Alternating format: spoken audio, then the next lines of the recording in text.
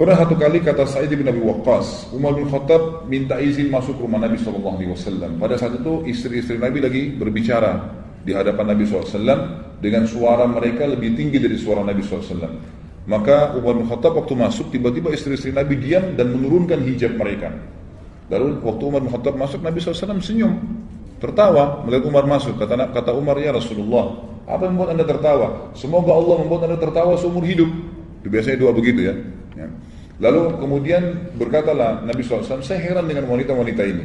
Pada saat tadi kamu belum datang, suara mereka lebih tinggi dari suara saya, dan mereka juga belum menutup hijabnya. Pada saat kamu datang, tiba-tiba mereka seperti ketakutan, meredamkan suara mereka dan menutup hijab mereka. Lalu Umar bin Khattab menghadap ke hijabnya, ya, seperti kayak kita sekarang ini ada gorden, gitu kan? Antara kita dengan akhwat itu dilihat gorden, menghadapi gorden tersebut, lalu kata Umar, wahai musuh-musuh diri sendiri, gitu kan? Kepada istri Nabi. Dalam riwayat dikatakan, wahai musuh-musuhnya Allah, apakah kalian segan dengan saya? Kalian tidak segan dengan Nabi SAW? Istri Nabi yang paling tua menjawab itu Ummu Salamah. Ummu Salamah mengatakan, iya, karena Rasulullah SAW lebih lembut dan lebih baik daripada kau, wahai Umar. Gitu kan? Dalam riwayat dikatakan, kau lebih keras daripada Nabi SAW, gitu kan? Maka pada saat itu Nabi SAW tidak menanggapin dialog antara Umar bin Khattab dengan istri-istri Nabi SAW radhiyallahu alaihinna. Jadi waktu itu yang diperhatikan oleh Nabi SAW adalah penyampaian wahyu yang lain. Kata Nabi SAW, wahai Ibnu Khattab, anak Khattab, wahai Umar bin Khattab, demi zat yang ubun-ubunku dalam genggamannya, kalau seandainya kau lewat di sebuah lembah dan syaitan lihat kau lewat di lembah itu, maka dia akan cari lembah yang lain. Artinya karena tegasnya dalam masalah keputusan agama, gitu kan. Jadi halal, haram, yang dilarang, gitu kan. Sampai istri-istri Nabi pun kalau salah ditegur oleh Umar bin Khattab. Tidak ada toleransi bagi dia, semuanya diluruskan kalau memang salah. Dalam riwayat lain disebutkan, riwayat ini riwayat Tirmidzi, dikatakan kata Nabi SAW, inni la anzuru ila syayatinil insi wal jinni kad farru min Umar. Bukan depannya Umar ya, tapi Nabi SAW bilang di depan Aisyah, wahai Aisyah, saya melihat syaitan dari jenis jin dan manusia semuanya lari dari Umar, semuanya takut, gitu kan? Dari Umar radhiyallahu anhu, karena luar biasanya beliau dari sisi kedekatannya dengan Allah Subhanahu Wa Taala. Kemudian Umar bin Khattab juga ya selalu mengikat dirinya dengan wahyu dan selalu melibatkan Allah dalam kehidupannya. Ada hal yang menarik di sini. Di sini tuh saya penulis kecerdikan Al-Faruq dalam perang Tabuk. Perang Tabuk ini perang yang sangat jauh dari Madinah, Bapak Ibu sekalian. Jadi antara Madinah sama Tabuk ini jaraknya kurang lebih itu 1000 km. Jauh sekali jaraknya. Dan pada saat itu sahabat menunggangi kuda sama unta semampunya. Yang jalan kaki nanti tukaran sama temannya. Jadi tukar-tukaran untuk naik di naik di unta atau di kuda itu.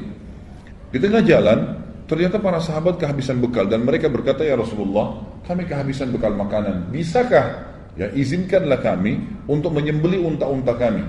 Jadi kami ngambil dagingnya, kami ambil juga lemaknya, gitu kan? Lemaknya itu biasa dileburin menjadi minyak yang mereka bisa pakai untuk makan, gitu kan?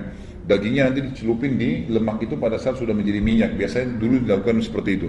Lalu unta ini punya satu kelebihan, Bapak Ibu sekalian, yang mungkin kalau yang belum tahu ya. Jadi di perut unta itu ada sebuah kantong cukup besar, itu bisa menampung tidak kurang dari 10 liter air, 10 sampai 15 liter air, itu bersih. Jadi unta itu kalau minum, dia menarik, ya, itu dia tidak angkat kepalanya sampai kantong itu penuh. Makanya kata Nabi SAW, jangan kalian minum seperti unta. Ya, unta itu kalau minum terus sampai hausnya hilang, gitu kan? Kita kan kalau minum dianjurkan minum lepas, minum sampai 3 kali, nggak boleh nafas kalau minum. Kalau unta nggak nafas, terus ditarik sama dia, gitu kan. Nah ini Nabi SAW berikan perumpamaan. Dan unta ini punya sebuah kantong di perutnya. Kalau anda mau bisa baca tafsir, waktu Allah SWT mengatakan wa ilal ibili kaifa khuliqat. Coba lihat bagaimana unta kami ciptakan. Ada 9 kelebihan unta. Di antaranya adalah di perutnya ada kantong yang kalau dia minum air, di kantong itu tertampung tidak kurang dari 10 sampai 15 liter, sama 1 galon. Kita sekarang yang besar tuh, 10 liter air yang masuk di situ. Dan itu tidak tercemar dengan apapun. Pada saat unta berjalan di padang pasir dan dia haus, dengan sistem yang Allah ciptakan di tubuhnya, air itu bisa ditarik sama dia, membasahi tenggorokannya, kemudian masuk kembali, gitu. Makanya unta ini sering dipakai di zaman dulu dalam peperangan dan perjalanan jauh, karena kalau disembeli, dagingnya bisa dimakan, air di kantongnya bisa diminum, gitu kan. Sahabat-sahabat mengatakan, ya Rasulullah, izinkan kami sembelih unta-unta kami jadikan sebagai bekal, airnya kami minum, lemaknya kami jadikan minyak, gitu kan. Lalu Nabi SAW mengatakan, lakukanlah. Umar bin Khattab waktu itu hadir di situ.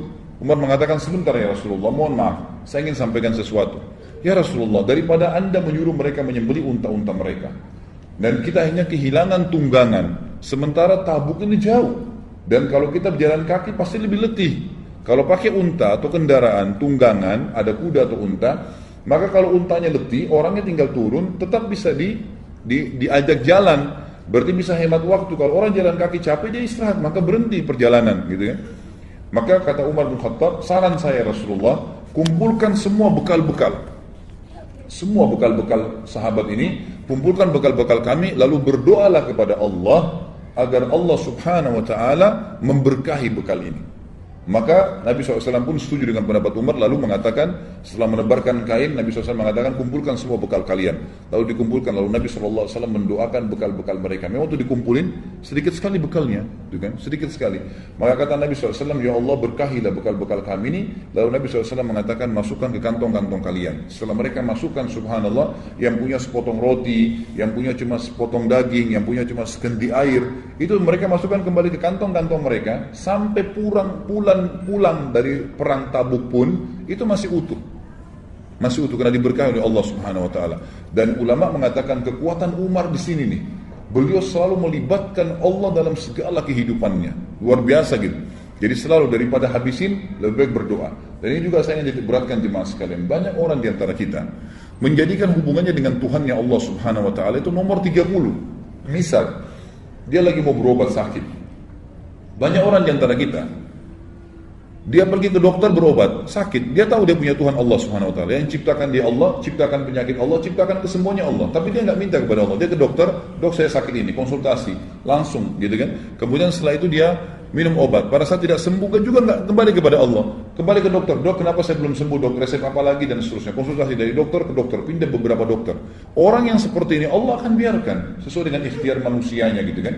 Mestinya, kata para ulama, diambil pelajaran dari Umar bin Khattab, libatkan Allah dari awal, nanti Allah akan mudahkan itu, manusia atau obat atau makanan jadi solusinya.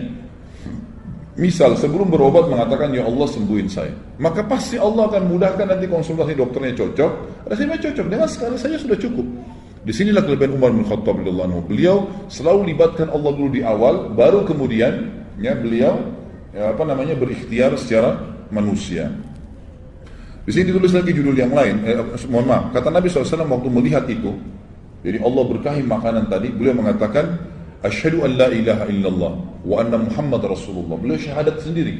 Lalu beliau mengatakan, tidak ada seorang hamba pun yang mengucapkan kalimat syahadat ini dengan tulus, lalu tidak ada keraguan sedikit pun dalam hatinya, kecuali pasti masuk surga. Dijamin masuk surga. Ini hadis disebutkan, ya diriwayatkan oleh Imam Bukhari dan juga Imam Muslim, serta ada beberapa ya yang lainnya meriwayatkan, tapi ini disebutkan Imam Bukhari dan Imam Muslim.